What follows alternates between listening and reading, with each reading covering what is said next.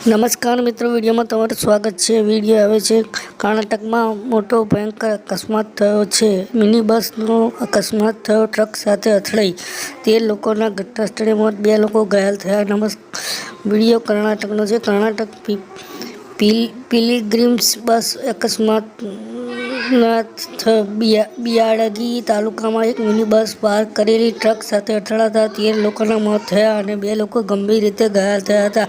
આ અકસ્માતમાં પોલીસે જણાવ્યું કે બેલગાવી જિલ્લાના સાવદત્તીથી દેવી પલ્લમાના દર્શન કરી તીર્થયાત્રીઓ પરત ફરી રહ્યા હતા ત્યારે પિલગ્રીમ્સમાં ઉભેલી ટ્રક પાછળ મિની બસ જોરદાર રીતે ટક્કર મારી હતી, જેના કારણે મિની બસમાં સવાર યાત્રીઓ ગંભીર રીતે ઘાયલ થયા।